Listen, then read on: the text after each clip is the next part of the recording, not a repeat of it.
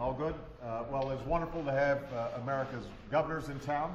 And Michelle and I look forward to hosting with their spouses our annual governor's reception here and dinner. And it's always a great opportunity to exchange ideas and hear what's happening at the local level.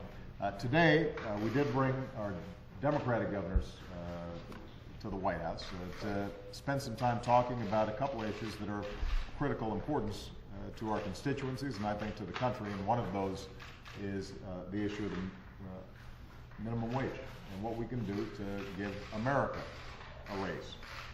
Many of the governors in this room are pushing to raise their state minimum wages to benefit more working families and help to grow their economies. Governors Abercrombie, Governor Inslee, Governor Malloy, Governor O'Malley, Governor Patrick, Governor Quinn, all focused on this in their State of the State addresses. And in my State of the Union address, obviously, I promised that I would do what I could as the head of the executive branch of the federal government, and have already signed an executive order saying that if you want to do business with the federal government as a federal contractor, then you need to be paying your employees $10.10 an hour. We don't want somebody who is washing dishes for our troops or helping in some ways to care for them to be living in poverty when they're working full time. And what we've discovered in looking at this issue is that increasingly businesses recognize that raising wages for their employees is a smart business decision, because they end up having lower turnover rates, higher productivity, higher morale, folks stay longer and are more focused on the job rather than having to worry about whether or not they can pay their bills at the end of the month.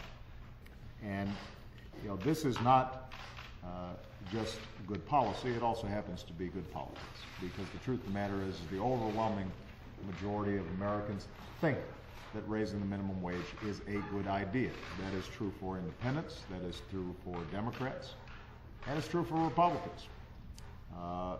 So, in fact, where we've seen some of these issues going to referendum, for example in New Jersey, even though the Republican governor opposed it, it passed by 60%. And the reason that this is important is not because everybody is going to be benefiting from a hike in the minimum wage. The truth is that most working Americans make more than the minimum wage already. But people, I think, instinctually understand that part of what this country should be about is if you're working hard and taking responsibility, that you can get ahead and that you can look after your family. And raising the minimum wage will help up to 16 million Americans. And that's a big deal. And that could give a boost to our economy as a whole. So I'm going to continue to press Congress to pass a federal minimum wage bill that goes up to $10.10 an hour, being sponsored currently by Senators Harkin and Representatives Miller. I'm going to be seeking Republicans who are game and to work with us and prepared to work with us on this issue. As I said at the State of the Union, it's not something that requires a big bureaucracy, and it doesn't require a lot of federal spending. All it requires is for us to stake out a claim on behalf of American workers that's consistent with our values as a nation. And I'm going to be interested in hearing the efforts of the governors in this room to see what they can do to make sure that America gets a raise. So I appreciate their presence.